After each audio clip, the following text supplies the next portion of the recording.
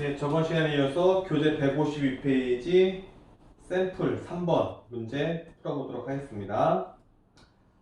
보시면 다음은 1세대 1주택 비과세 요건을 갖춘 고가주택의 양도소득에 대한 자료이다. 그리고 양도 비용이 5천만 원일 때 양도소득세 세금이 얼마가 나오는지 계산해봐라. 그 문제거든요. 고가주택이고 1세대 1주택 비과세 요건을 갖추었으니까 일단 양도 차익부터 구해보도록 합시다. 그러면은 이 사람이 2020년 5월 12일에 실질 거래가액이죠. 팩트인 실질 거래가액으로 양도가액이 얼마? 15억. 또 100만 단위로 쓸게요. 15억. 그 다음에 이 사람이 취득가액이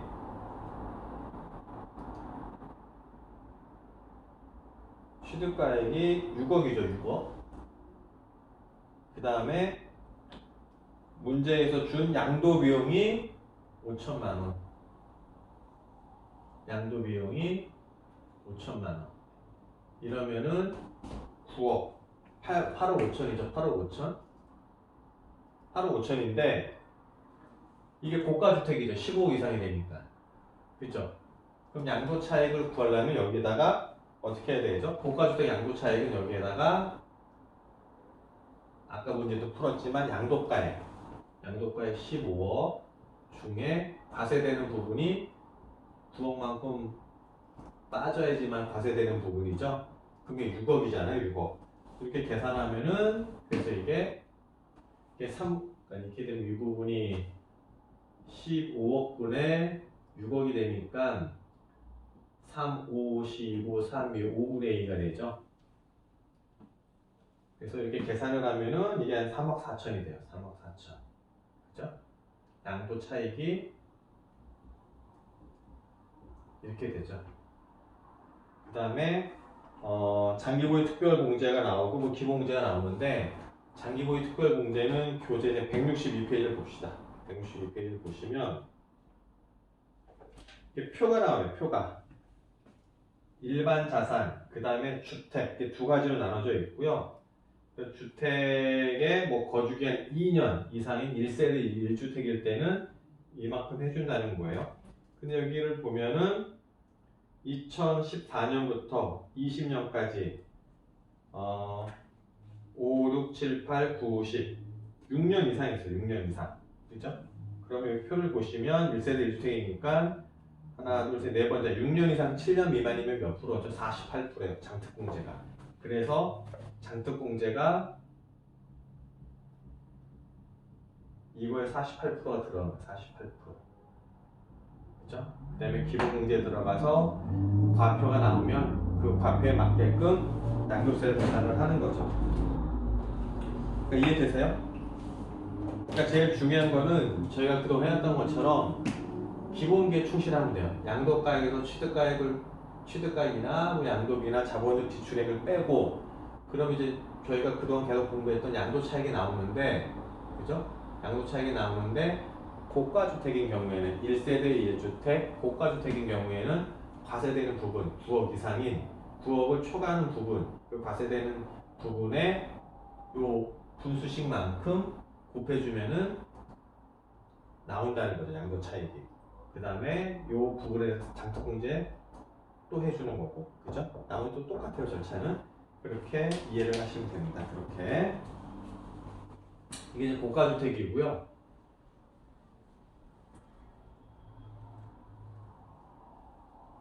그 다음에 부담부 증여 두 번째 부담부 증여예요. 부담부 증여 부담부 증여는 어떻게 해야 되냐면 일단 교재 152페이지 양자로 2번 부담부 증여에 있어서 증여자의 채무를 수증자가 인수하는 경우에는 증여가액 중 그 채무액에 상당하는 부분은 그 자산이 유상으로 사실상 이전되는 것으로 본다.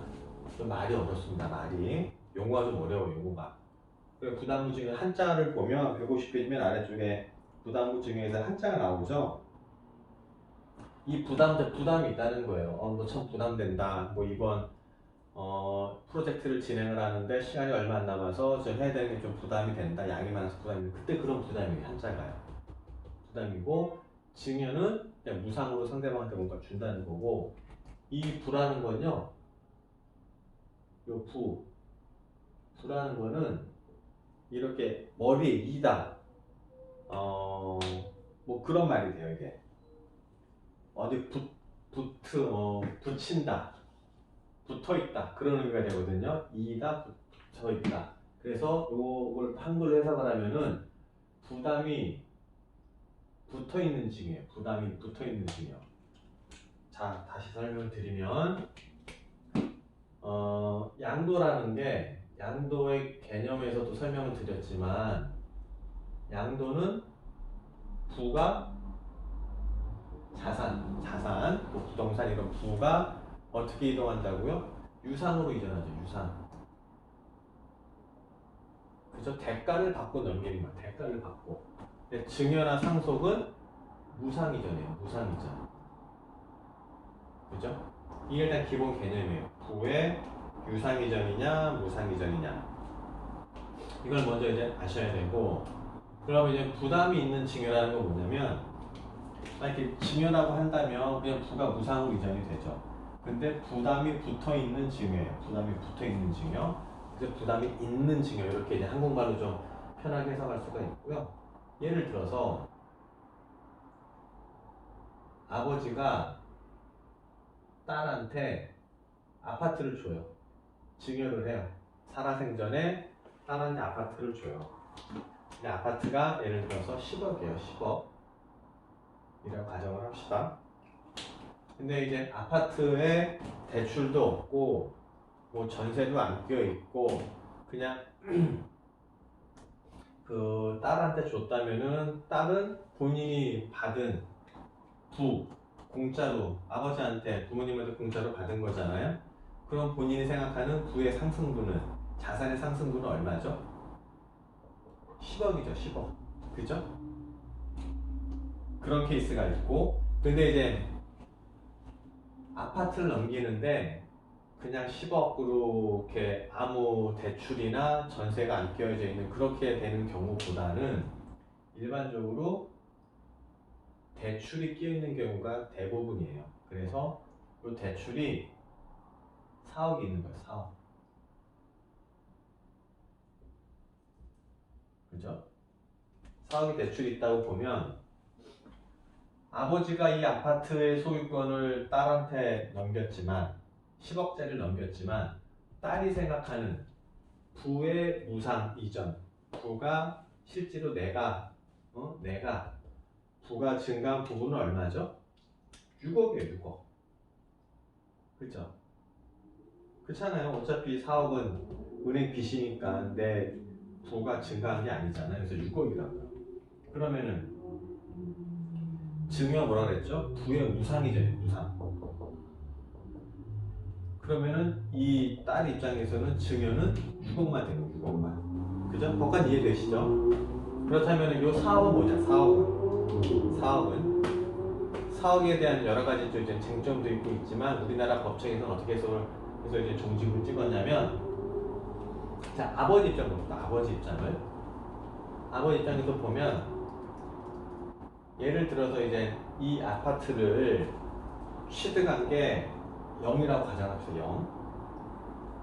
0원이라고 가정을 하고요.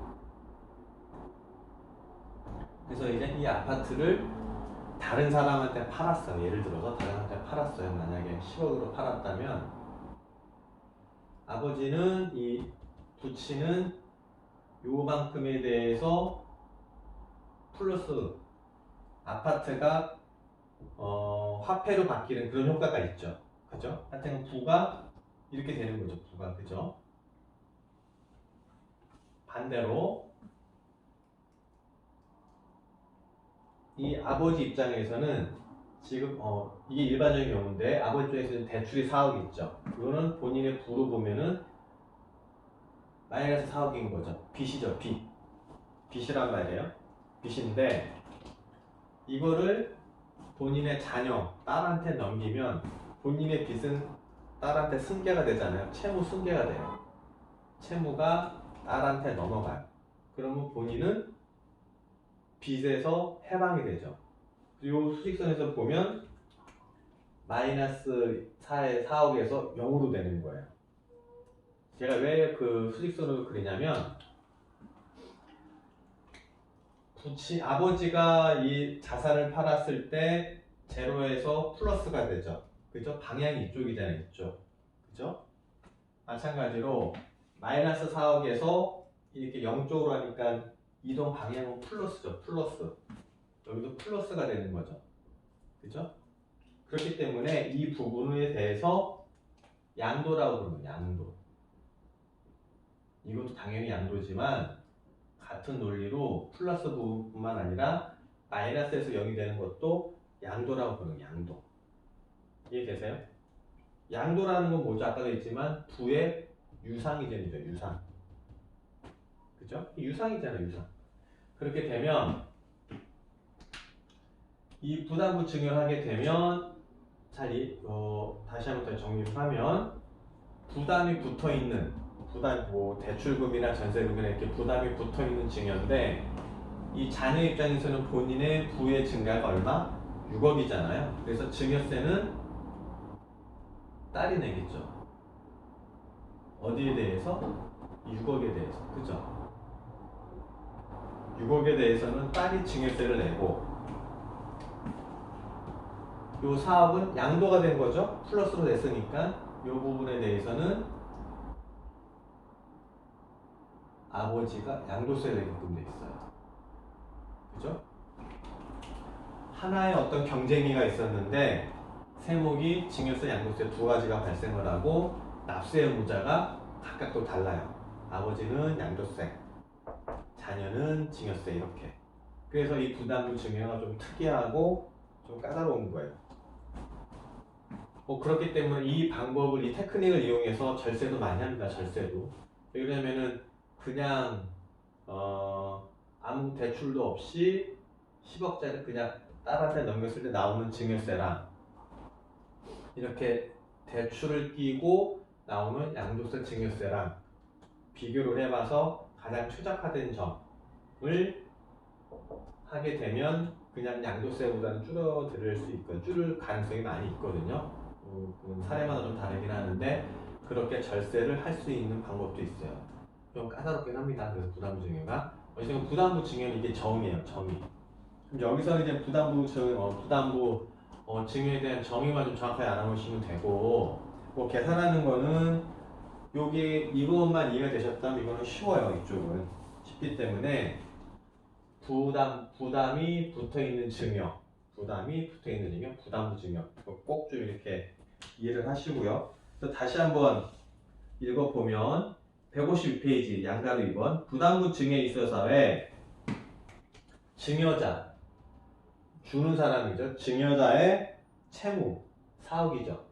채무를 수증자, 딸이 인수하는 경우에, 채무 인수를 하죠. 사업을 인수한 분이 끌어안죠. 인수하는 경우에는 증여가액 중 그죠? 증여자의 10억이 됐지만 채무액에 상당하는 부분은 그 자산이 유상으로 사실상 이전하는 거죠. 그래서 요거는 사업 부분은 양도세 아버지가 6억은 따님이 증여세 이렇게 문다. 이렇게 되는 겁니다. 이렇게 이해를 하시고요. 그래서 153페이지 넘어가고 그 다음에 154페이지 사례 문제 4번입니다. 4번 볼게요.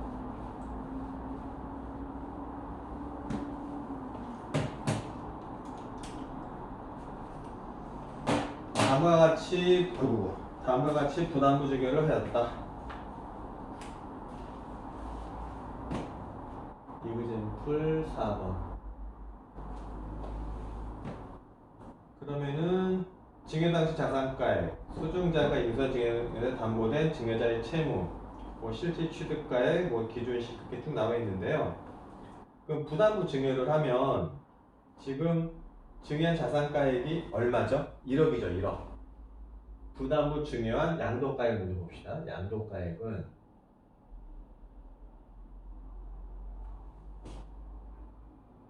1억. 일단 증여를 했는데 여기에 지금 뭐가 붙어 있죠? 뭐가 붙어 있죠? 부담이 붙어 있잖아요. 부담. 그러니까 양가로 이번에 수증자가 인수한 증여재산에 담보된 증여자의 채무. 그러니까 완전 대출 같은 게 있는 거예요. 대출이 있는데 양도가액은 아까 그림 잠깐 나왔지만 전체 중에서 10억 중에서 4억만큼만 양도한 가액으로 봤잖아요. 그죠? 그거는 비율로 따지면은 전체 양도가액 중에 채무, 부담 금액이죠. 그게 이제 그 비율이기 때문에 여기서 보면은 양도가액이 1억이고 양도가액이 1억이고 그 다음에 채무가 얼마? 6천이죠. 이렇게 되는 거죠. 그죠? 그래서 양도가액은 6천이 되는 거고 이렇게 취득가액은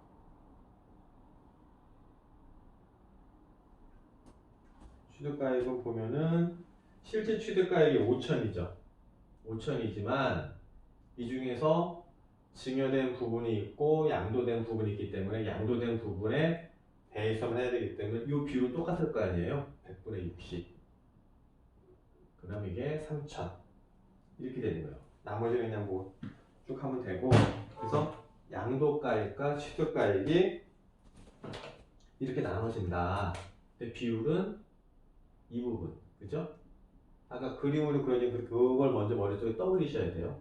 그래야지 이 식이 어렵지 않게 나오고 오랫동안 기억이 돼요. 그렇게 공부를 하셔야 되고 그림은 꼭 기억하세요. 그림, 부담무증여 그림 이렇게 하셔야 되고 그러면은 일단은 부담무증여를 했고요. 그다음에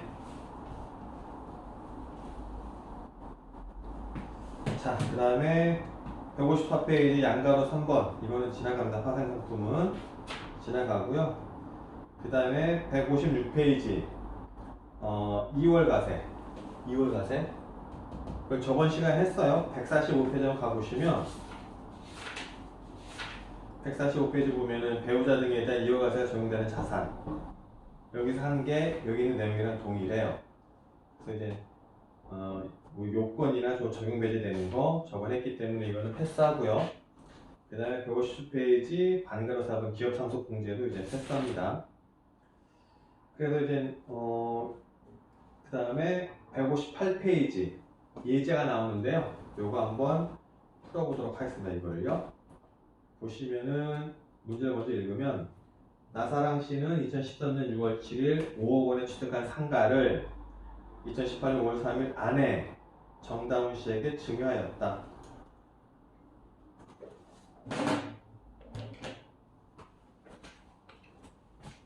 자, 보면 나사랑 씨가 A라고 하고요. 그 다음에 아내 정다운 씨한테 뭘 줬다고요? 상가를 5억 원에 취득한 상가를 증여하였다. 수증자 정다운 씨는 증여 당시 시가인 8억 원을 증여세 재산가액으로 하여 계산한 증여세 산출세액 3천만 원에서 신고세 공제 300원을 차감한 2,700을 일단 낸 거죠. 증여세를 냈어요. 증여세를 냈고 정다운 씨는 아내가 정다운 씨죠. 정다운 씨는 2020년 5월 15일에 나사랑 씨와 또 이혼했네. 갑자기 이혼하고 또 그해 7월 12일 날 또 상가를 팔았어요. 그랬을 때 정다운 씨가 상가를 팔았으니까 양도세를 내야 될 거 아니에요. 양도세를 어떻게 계산하느냐 이거죠. 양도세를 어떻게 계산하느냐.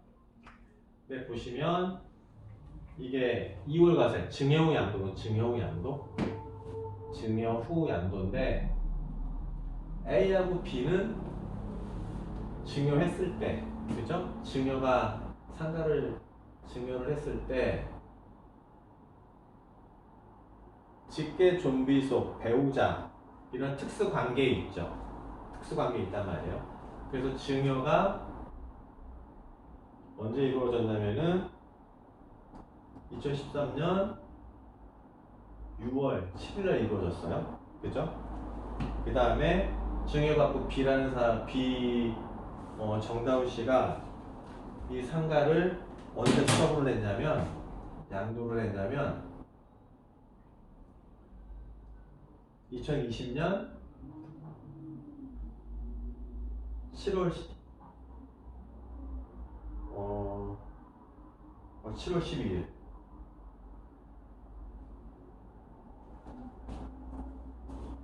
잘못 썼네요. 이게 증여를 받은 게 2013년 6월 7일은 A가 취득한 날짜고, 아내가 증여받은 거는 2018년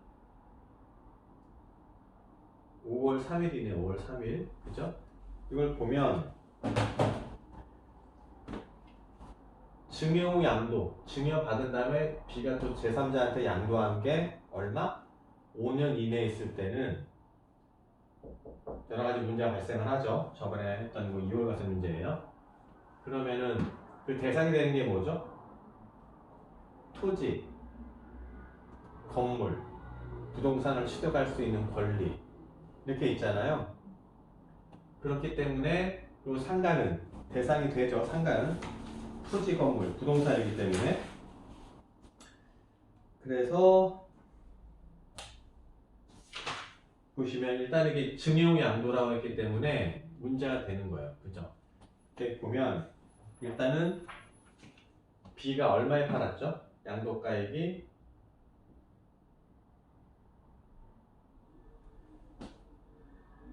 2020년 7월 12일 날 10억에 양도하였다. 그죠? 그럼 취득가액은 얼마예요? 취득가액. 취득가액은 얼마죠? 근데 이 사람이 시가 8억에 증여를 받았단 말이에요. 정다운 씨가. 8억으로 해요? 아니면 어떻게 해요? 이렇게 증여 양도가 5년 내에 일어났을 때는 취득가가 이쪽 사람 건 하는 거죠. 증여자의 취득가액. 이 사람이 얼마에 취득했어요? 2013년 6월 7일 날 5억에 취득했죠.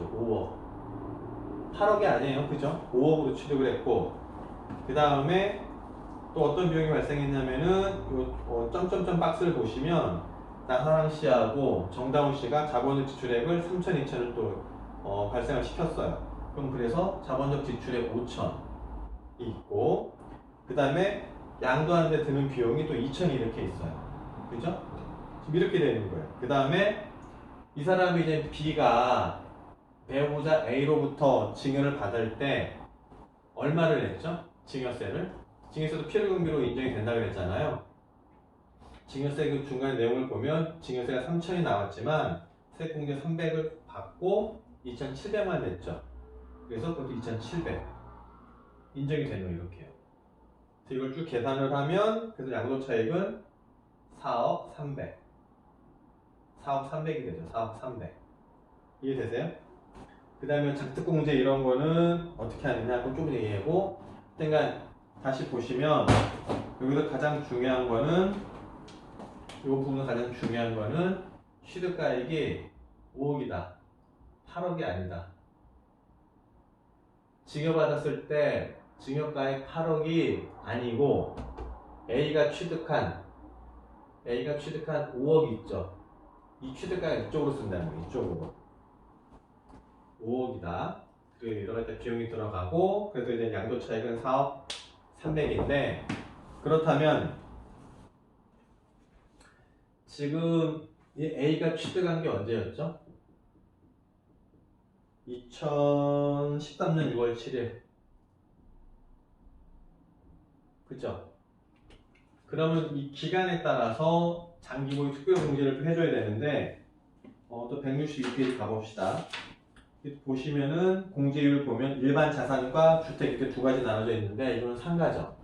주택이 아니죠. 그럼 일반 자산이 되는 거예요. 그리고 이 일반 자산인데 지금 처분했을 때는 누가 소유권자이죠?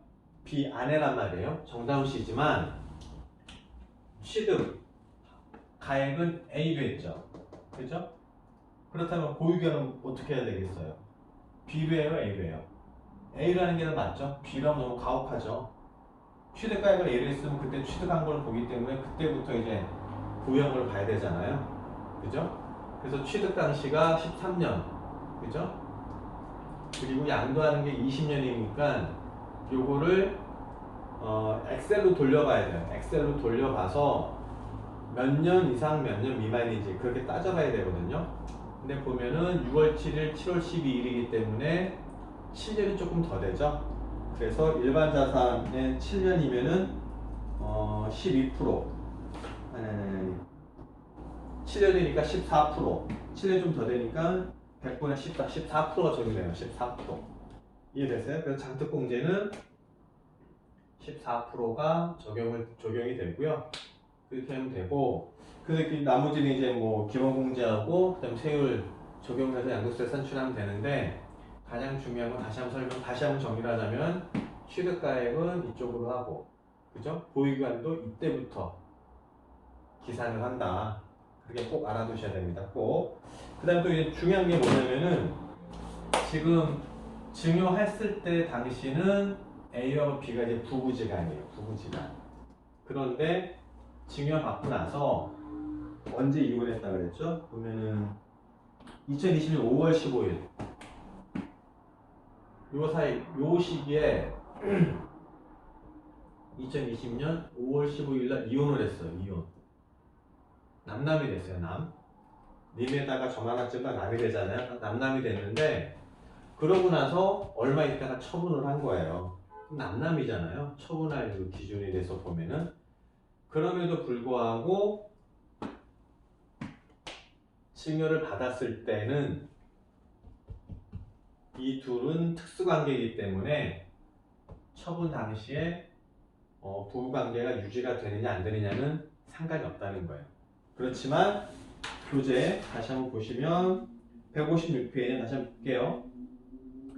2월 과세 요건, 거주자가 양도일로부터 소급할 5년 이내 그 배우자, 그 박스 안에 봅니다. 박스. 양도 당시 혼인 관계가 소멸된 경우, 이게 소멸돼도 상관은 없어요. 그죠? 근데 얘가 또 뭐 있죠? 사망으로 그냥 이렇게 이혼을 한 게 아니고 사망으로 독신이 되셨다면, 배우자가 독신이 됐다면 그때는 증여 후 양도 이런 2월 과세를 적용하지 않겠다. 왜? 배우자를 잃은 슬픔도 큰데 거기다 세금까지 이렇게 물리겠다는 건 너무 가혹하단 말이에요. 그래서 그럴 때는 예외를 해주겠다는 거예요. 예외로. 그래서 여기에 부부관계가 유지됐는지 여부는 중요하지 않고 사망일 때는 예외를 해주겠다. 그렇게 되는 겁니다. 그럼 좀 잠깐 쉬었다가 또 그 다음 우회양도 또 나가도록 하겠습니다. 네.